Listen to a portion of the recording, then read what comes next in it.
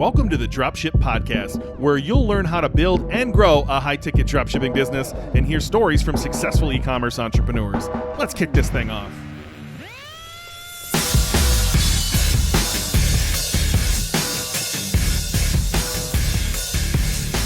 Hey, welcome to the Dropship Podcast. And today we want to talk about something John and I teach a little bit differently than anywhere else you're going to find online when it comes to dropshipping. There are people out there telling you they can help you high-ticket dropship, and that you should sell fucking everything. You should sell pellet grills next to baby carriages, next to saunas, next to God knows what. And there are others out there who tell you it's the hottest products of 2024. Download my top 10 list, and it's going to be terrible fucking. They're already out there, by the way, John. I researched them earlier before this episode. The top 10 lists are out there, and they're fucking terrible. Don't listen to any of that stuff. More importantly, John and I want you to focus on who you're selling to, and that's going to change. And I kind of want to give you some examples of how you're actually going to be selling to like different types of people when you're selling a certain product, and give you a couple examples of how that's worked out for me. But John, you want to add any color to this? Like why the who is so much more important than the what? Yeah, I think it probably sounds like a fairly subtle difference to people, right? Like if you're new to high ticket dropshipping, or you're in the early stages, and we say, well, you want to focus on the who, not the product.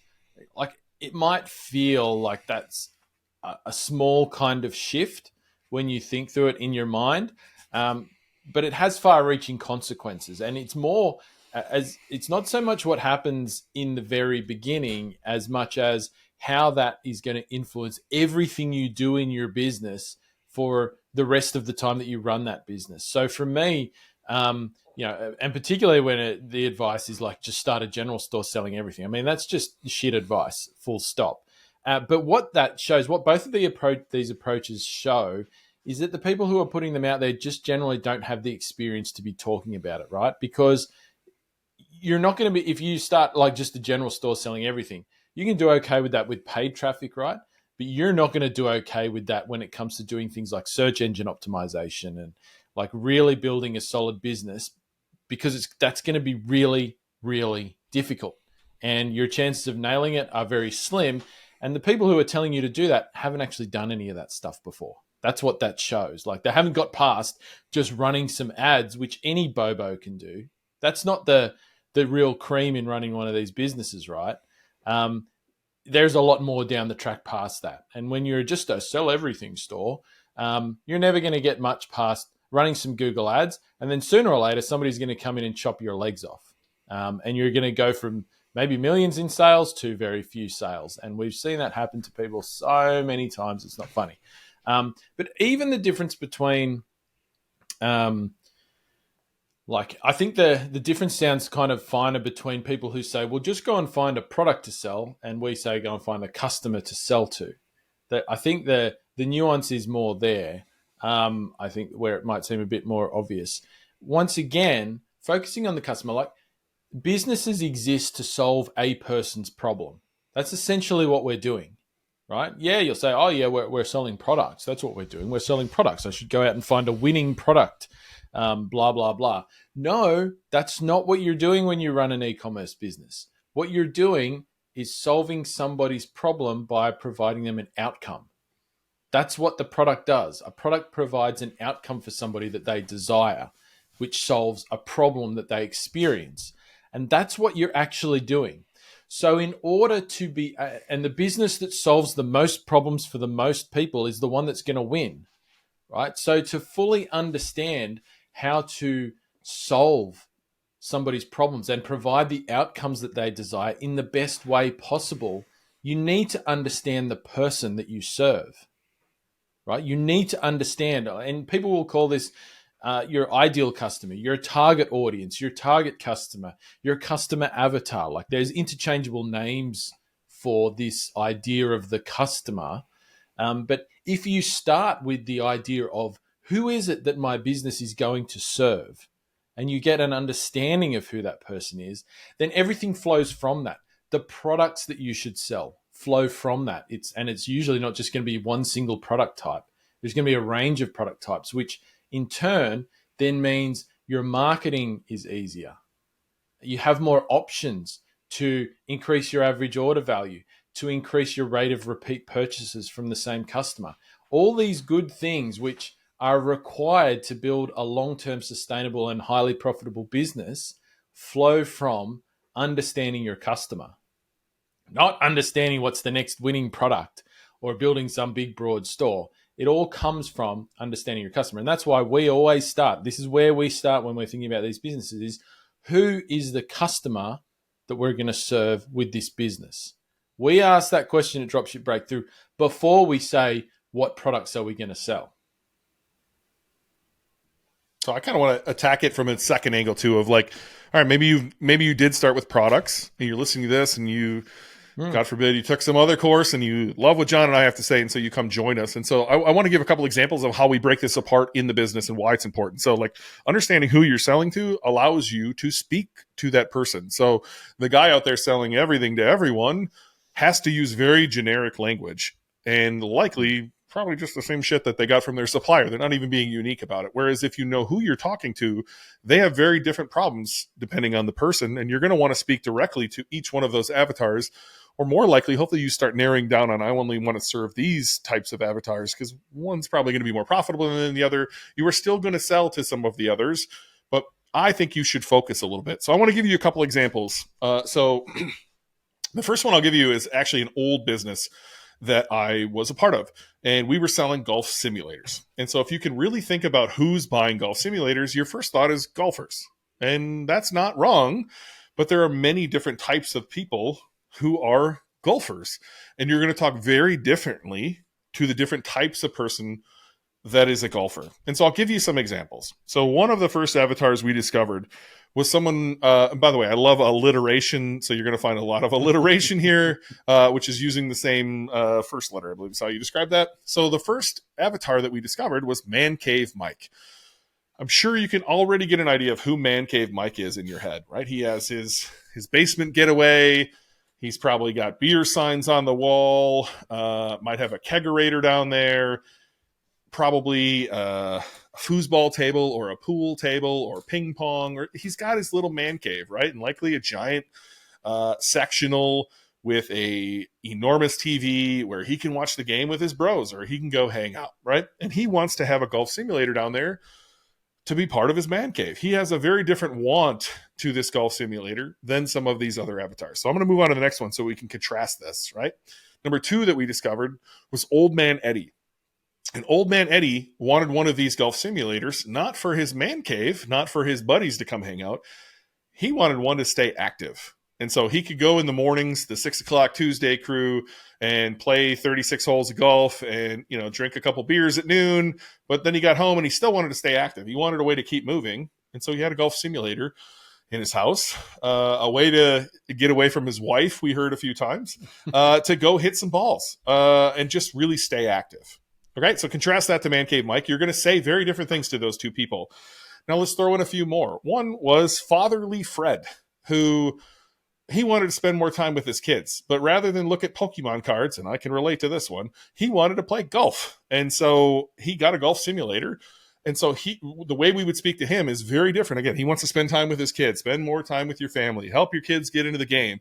That type of language is very different than be the envy of your buddies. Watch the game while hitting balls. There's a very different angle you would take to Man Cave Mike to Fatherly Fred. Now, there was more than this, right? There was what turned out to be our favorite avatar, Precision Pete. Precision Pete, all he wanted was one more stroke on his game. And he would pay any amount of money if you could give him one more stroke off his game. Well, a golf simulator, of course, is going to do that. But I'm not telling him, get this to hang out with your buddies. I'm saying, dial in your irons so you know exactly how far you're going to hit them so you can save one more stroke on your game. Or, like we would send a box with, or we'd worked on this where you would get a tag where you could really dial in. Here's how far I hit my sandwich. Here's how far I hit my pitching wedge. And you could get this on your bag tag so that no matter where you are, when you've gun that down, you know the exact club you should be using, let alone you're going to hit more balls, which is going to improve you. You're going to see the spin. You're going to learn a lot from a golf simulator. Precision Pete doesn't care what it costs.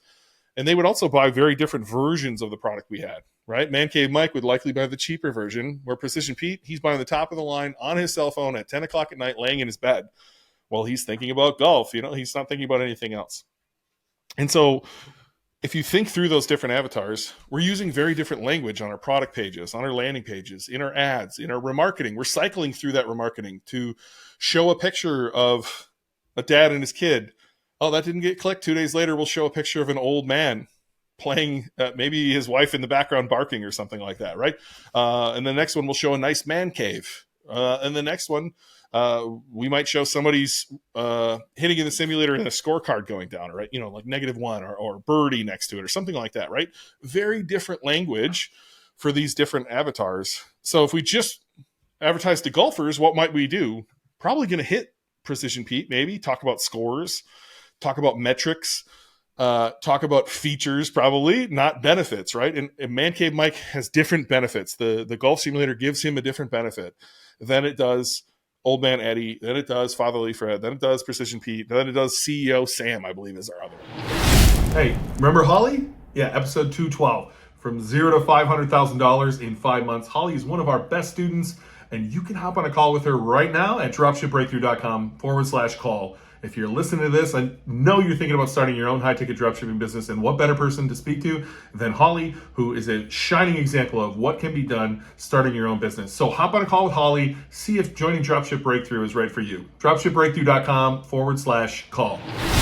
And so think through who you're actually talking to here, and you're going to use this to actually serve your customer. And again, if you're trying to sell everything, how are you talking to anyone? How are you possibly providing the benefit other than the features your supplier sent over? And if you're not rewriting that stuff, you're already behind the really low bar it takes to serve a human or a group of humans and actually really increase your sales by speaking directly to them. Did that make sense, John? Yeah, it does. And when you think about it, like just think about it as well, like where you start to see the power of this stuff is if you put yourself in the shoes of Precision Pete, let's say one of Ben's examples, right? Let's say Precision Pete goes to a website that sells golf simulators, which is just an everything site, right? It's a broad store. They've got golf simulators on there, but they've also got like baby, prams, and they've got something for dogs, and they've got like something for the kitchen on there, right? And it's all very generic language because the person running that website does not have time to write very specific language for all different people for 2,000 different products, right? That are all unrelated to each other. So it's going to be a very generic kind of feel to that site.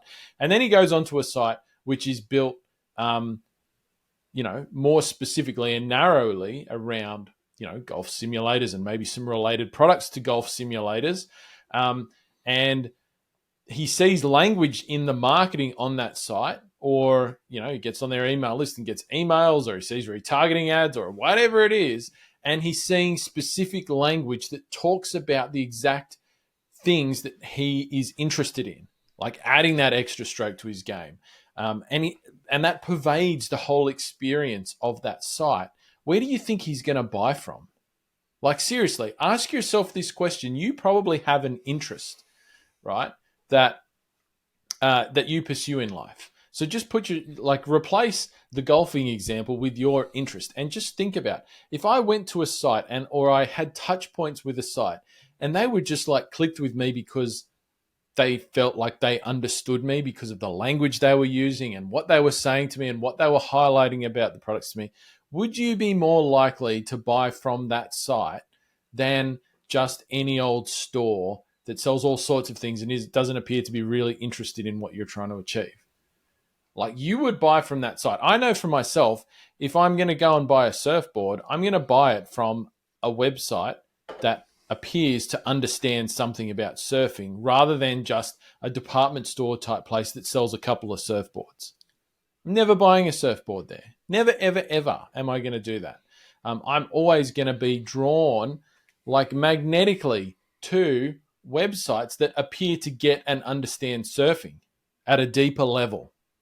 Right? Always, I'm automatically going to go there. And there might be a few of those out there for sure, but that's where I'm going to go. So that's really going through this exercise, and I think we're going to keep going here. But I think you can start to see the real power and the difference between these different approaches. And even just between let's say I, just started like once again, the difference between the find a product approach. Like let's say I just said, oh, I found golf simulators. I think that's a good product to sell. I'm just going to put it on a site and sell it. If you didn't do the work to understand your customer, you're probably going to be a better place to buy it than that broad store, but you're still not really going to be selling it because you don't understand who you're selling it to. So yes, it's probably better than the broad store example, but it's still not as good as the customer first approach in my mind. I agree. I got one more example for you to maybe hammer this home. So this site, wellness type site, selling things that'll help you get slightly better. And you'll see what that means here. Saunas, cold plunges, air purifiers, all things wellness. Okay, so you're selling to a lot of different people when it comes to this, and I'll give you some examples. Athlete Adam is the first avatar that we isolated. That is an athlete who is looking for recovery. They want to know how they can put more hours into training, more hours on the field, and they want to genuinely be 1% better every day. They can achieve that through sauna. They can achieve that through cold plunge. They can achieve that through breathing better air while they're at home. They're going to do whatever they can to get that slight edge, right? It's the same reason they did steroids in the 90s in baseball. Whatever you can do to get that little bit of edge, you're going to do. And so these products did that. Athlete Adam has very specific goals. I needed to talk to him a very specific way, as opposed to Menopause Molly, who is going through menopause. Her hair's falling out. She's getting skin issues. She's going through a lot of issues in her life in her 50s. She wants to get in front of a red light for very different reasons than the athlete wants to get in front of the red light. Heck, there's people online who are doing it to their buttholes nowadays, John. This is wild. We didn't have Butthole Billy on here, but believe me, they exist out there. You'll see that later on in some other ones that we talk about here. Man. But go ahead. Has butthole sunning ever been a thing over there in the US? Oh, dude, that's what I mean. Out in their backyard and butthole up to the sky. It's coming. And they're doing it with red lights too, right? And same with even I think Huberman talks about it. If you get like the red light therapy on your nuts, it produces more testosterone. Anyway, go on. So look, Athlete Adam and Menopause Molly, you have to talk to them very differently. They have very different problems. They have very different outcomes they want from the products I'm selling. Another example on this list is Conspiracy Karen. So there is no shortage of folks who believe some of the weirdest conspiracies in the world. Look, I like a good conspiracy. You do. The people who are calling in, wow, they are like way deeper than I can ever imagine. I like hearing about them, but how you get to the point where you believe some of these is wild. I've given some examples on other shows, but this person, they're buying an air purifier. Use your imagination here. Just use your imagination. So that's Conspiracy Karen. There's also B2B Bob, Entrepreneurial Eddie. We weren't really sure how to say this. They're the ones who want to start a business with these products, right? So they want to buy a sauna. They want to buy a cold plunge. They want to buy red light therapy. Mm-hmm. They definitely want air purifiers in their float tank rooms, in their massage rooms. They're trying to build a wellness facility.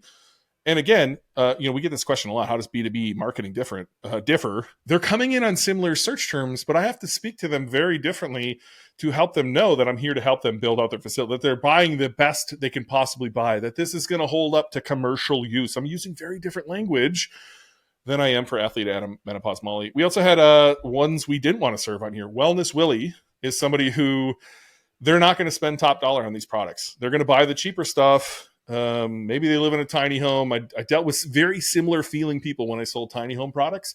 Just for lack of a better word, cheap. They're looking for the solution without the expense. And they're not fun to deal with. So that is one avatar. And then the other one was CEO Sam, who again, I put this in the sheet, John, for us to talk about later on, is like, treat yourself like a professional athlete, treat yourself like a professional racehorse, because that's what you are when you're an entrepreneur. Like, you need to get good sleep. You need to get good rest. You need to take in good food. You need to drink a lot of water. You should probably consider sauna and cold plunge and other things like that to help you be at a peak state. CEO Sam is way ahead of that game. If they're a CEO of a company, they've thought about this a lot. They're putting a lot of time into themselves. They're working their faces off, and they're looking for any way to get that slight edge. Again, they're running a very big business. And so they're not worried about the price tag here. They want the fucking best, and they want it in a efficient manner. And so if you can tell them that their sauna heats up in 10 minutes versus an hour, like a lot of infrared saunas out there, they want that one. They want that one, and they want the lowest EMF possible. They want a cold plunge that is always at the right temperature and always clean. Like they have different wants and different outcomes than Athlete Adam, Menopause Molly, B2B Bob. And so you can see how like understanding who you're actually selling these products to can have an advantage in your business if you talk directly to them versus this sauna gets to 160. This sauna comes with chromotherapy lighting. This is what most people's descriptions look like versus actually taking the time to talk directly to somebody who you know is buying from you. And yes, you're going to need to mix in different phrases and different remarketing images in order to speak to these different avatars. But you're going to narrow down, hey, maybe I don't want to talk to Wellness Willie. And so I'm not going to use any of the language there of like, cheapest unit on the market, can't go wrong with this one, just like talking in a cheap fashion. I'm not going to use those words. I'm going to exclude those keywords from my marketing terms because I don't want those people coming to my site. Whereas if I can narrow in on what CEO Sam is searching, the language he needs to make the purchase without even thinking about it, I'm going to do as much as I can to target those people and help those people and solve their problems. Yeah, I think that's a really interesting point. Like you can identify customers, avatars within your niche or your market, and maybe you don't want to attract them. I think like probably not a lot of people think about that. Like just because you identify a customer profile doesn't mean that you need to have them in your business. This can actually be a tool to help you understand who to filter out of your business based on their behavior or the types of language they use, maybe search terms they might use on Google where we do a lot of our marketing. That can be a really useful benefit of going through these exercises as well, for sure. Yeah, I love that. You can adjust your headlines, right? Like rather than run an article of 5 cheapest red light therapies you can buy, you might talk about like 5 highest quality or 5 most penetrating, or you know what I mean? Like talk in terms of what CEO Sam athlete wants. What are they looking for? What's the benefit they're looking for? They don't care about the price. They want the edge, right? And so can you shift the way you build articles, build blog posts, build emails to talk to that person and exclude the one you don't want to sell to? I don't know. This game's fun for me. Like really thinking through this has been a lot of fun. And it took a long time for me to get to a point where I even cared, if I'm honest with you. Because in the beginning, you're just like, I'll take any sale at all. Just come to me. Yeah. I need to make sales, right? But eventually, like you'll start seeing, man, like Willie was a real pain in the ass. That like I'm still dealing with that order 3 months from now because he wants a refund. It doesn't quite work right, and just like there's other orders where you don't know how they even came to your business and they bought and you've never spoken to them. It's the biggest order you had, and man, that was pleasant. What can I learn about that person so that I can start targeting them? This is really, really fun. I know we teach a lot of it in the beginning, and I think you'll learn even more as you run your business. You're just going to interact with these people, and slowly but surely you'll start identifying who you're selling to really in depth. And then hopefully you have a, very big urge to go solve all their problems. Because the more you can go really deep rather than really wide, that's where you're going to have the most fun. It's where you're going to make the most sales. It's where you're going to change the most lives. So there's probably 2 questions that I would think that if somebody's listening to this, they're going to have these questions. So I don't know if you want to touch on these lightly or go into any more detail. But the 2 questions I'd have is, I think you just alluded to it a little bit just in the last thing you said. But like the first one is like, how do I find those people? Like, how do I work out who those people are within my, whatever my niche is? And then like you might say, well, like using the golf example, I want to sell to people who are interested in golf in some way, right? And that's a starting point. Right. And then I might sell golf simulators. But how do I identify the different, the 4 or 5 or however many it was that you mentioned were within that space? And then the second one is like, how do you actually work that into your, like, let's say you've got a product and you could sell it to CEO Sam and 2 of those other profiles, maybe not all of them, but like 2 of them, like you got 3 different ones that the same product could apply to. Like, how does that actually play out? Like, let's say on your product page or in your retargeting or in your emails, like how do you can you give us a bit of an overview of just sort of how that actually happens in practicality?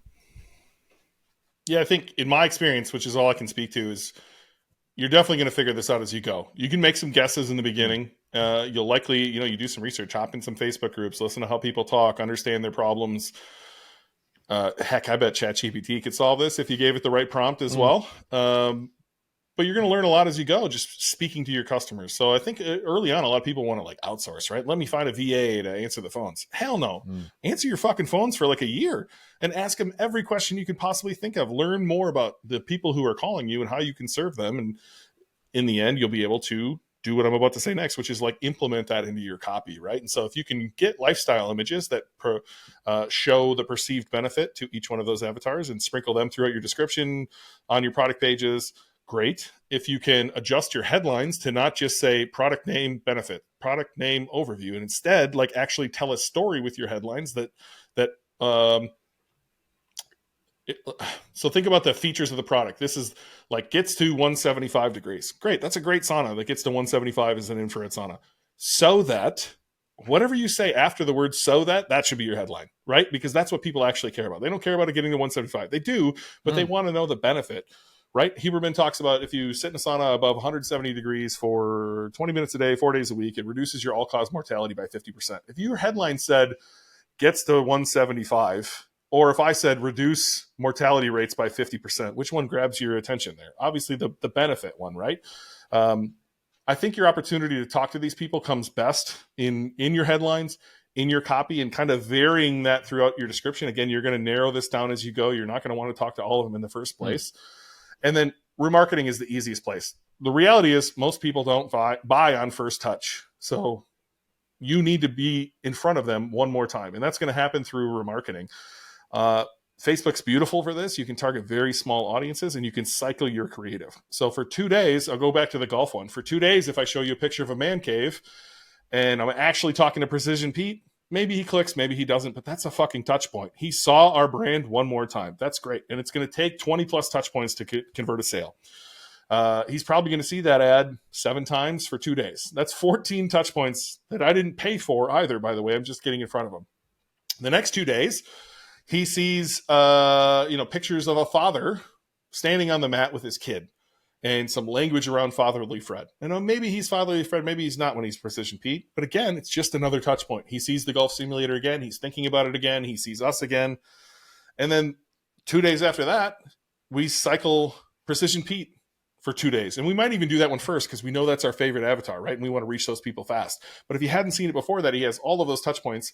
And now he sees a UGC of one of our customers who dresses just like him and uses the same language as him, saying, I bought a golf simulator from this golf company and my game improved by 3 strokes.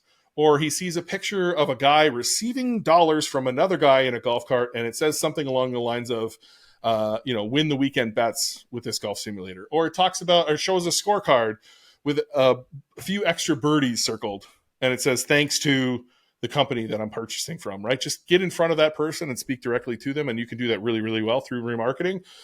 Is going to drive people back to your business, as well as like the articles you're going to write, or like I said, are going to be very different depending on the person you're talking to because they want different benefits. So you might write an article about how a golf simulator is the perfect addition to your man cave. And Precision Pete's not going to click on that article, right? And you like when you remarket with that, he's not going to click on it. But he's going to get a touch point. Whereas you can say how Brian Johnson reduced his strokes by 2, or reduced his average round by 2 strokes using a golf simulator. Like Precision Pete's going to click on that one and be, oh, he reduced it by 2 strokes. Great. So you can form your content around that. You can form your remarketing around that, which by the way is your content.